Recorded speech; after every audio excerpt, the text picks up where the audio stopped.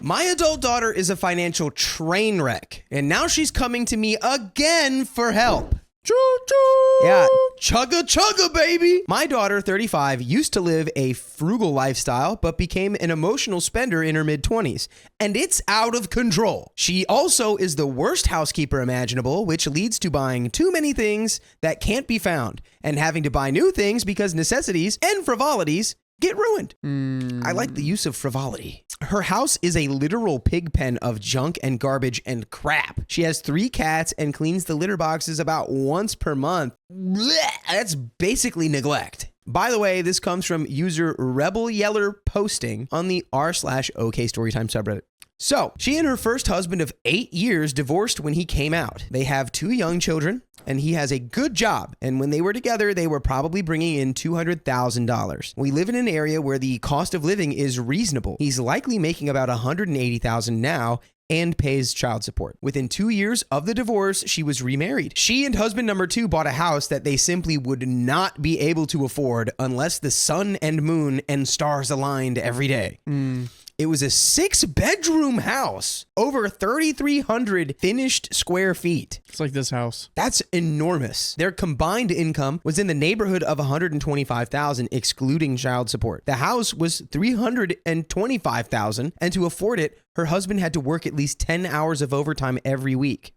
Next thing I know, they've bought a new SUV. And then a few months later, he's sporting a brand new gigantic pickup. Very responsible, these two. Not only that, but now they're taking a trip to Paris for the holidays. Yay. Yeah. Woohoo. We're all going to be broke. Yay. I didn't know how much they were making, but she's a smart girl, and I assumed that they were spending within their means. About 18 months into the marriage, she asked for a divorce, and that's when everything came out. Oh, boy. They were in debt, about $80,000 worth of it. Yikes. He'd taken a new job that didn't offer overtime and was at a lesser salary, so there was no way they could keep paying for the house. Throughout this mess of getting the divorce, her sisters, brothers, and I loaned or gave her in excess of $5,000 for emergency items like a lawyer or apartment deposits, moving expenses, utility bills, etc. At that point, she came to me for help. With the sale of the house, she would be able to pay off some of her debt, but was left with about $39,000 in credit card debt. I considered paying about $28,000 of it for her and setting up a repayment plan while also setting up plans for her to get her own debts under control. I expressed clearly that this would require a complete change in her spending habits, as she would have to live for 5 years like she had no money. But then everything would be paid off and she'd be all good. She was focused only on my paying off a bunch of her debt, and I could see that. As we discussed ways to cut her expenses, she was brushing off every reasonable suggestion, such as no cable or streaming services. They have internet and YouTube. No weekly meals out, grocery shop at Walmart and Aldi, no Target, no daily trips to Target just because. Yeah. How are you going to say no daily trips to Target? That's crazy. How am I supposed to get my knickknacks? I need my knickknacks. During this time, she went a little nuts before the divorce was finalized, and 2 days after we met, she was laid off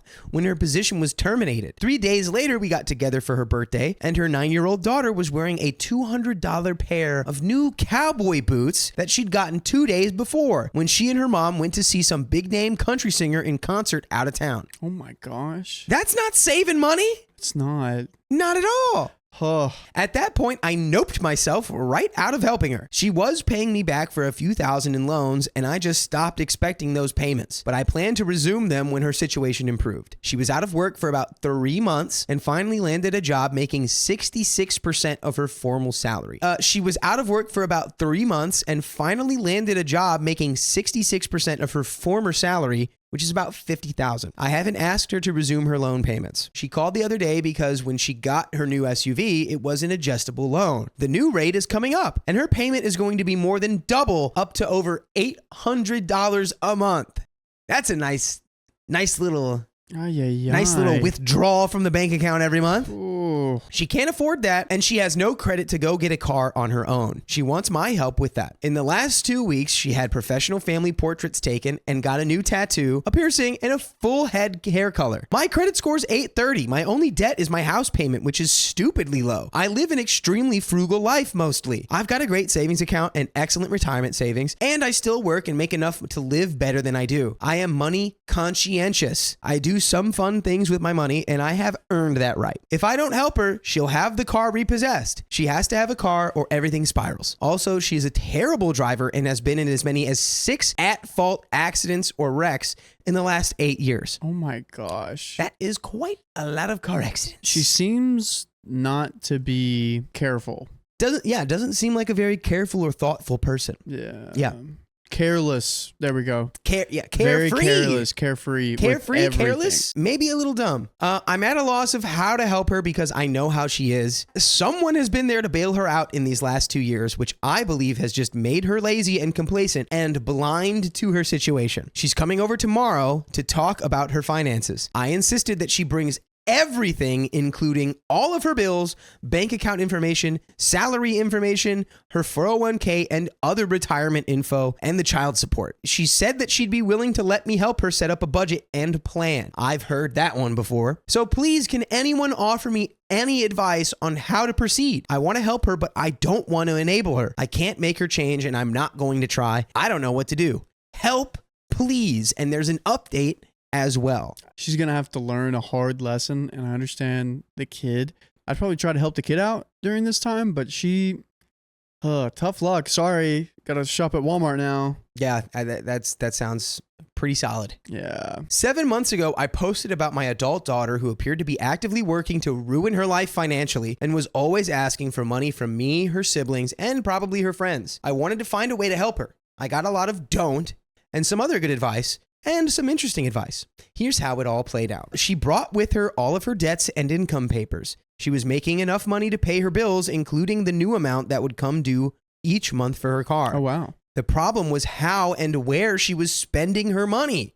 The biggest culprit was meals out. The amount was staggeringly high, nearly a fourth of her monthly income for her and her 2 kids that she has 1 week on, 1 week off in shared custody.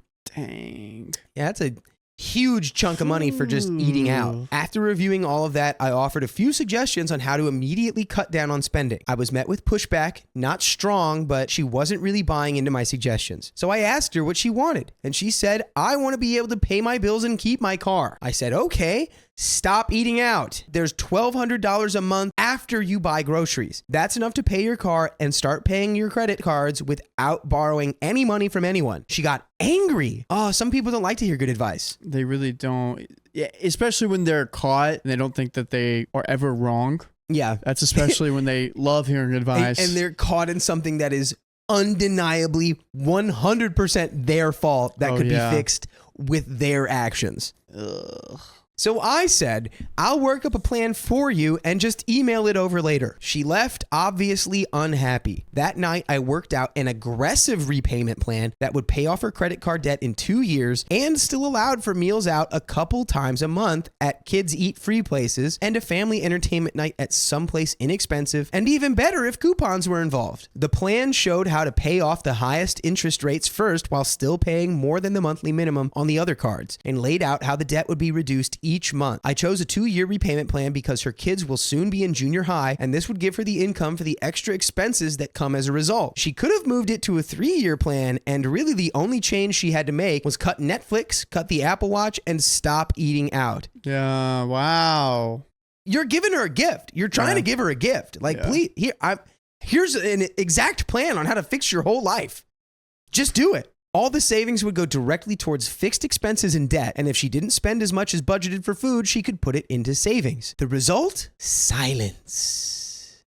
We love a nice juicy silence. Yeah, oh my gosh. She cut contact with me and her sisters. She's done this before, so we all just said fine and didn't even try to work it out. Oh my gosh. But I want you to work out how you can join us live on YouTube every weekday at 3 p.m. PST. All you got to do is tap our profile. Tippity tap tap. This is like with my uncle. He was launching a business and he asked my grandma and my mom, hey, could you watch this video I'm about to make explaining my business and give me kind of like, I'm going to send this to some high up people and I want your insights. They were like, yeah. And they named a few things like probably dress a little better. You're saying a lot. You're touching your beard a lot. He got mad. Like I was an actor. Yeah. So I'm so familiar with people being like, yeah, can you give me some notes on that? And you're like, yeah, I wouldn't have done that. I would change that. And then they look at you like they want to burn a hole through you. Their eyes are just like made out of fire. But that sucks. You're right. This was a gift and she just threw it right into her face. Yeah, I mean, it sounds like they're also familiar with this behavior. Yeah. They're like, yeah, she cut everyone off and we didn't even try because she's already done this before. Classic. So she'll probably come back when she needs money. And then you can kindly refer her to the perfect budget that you made for her. Yeah.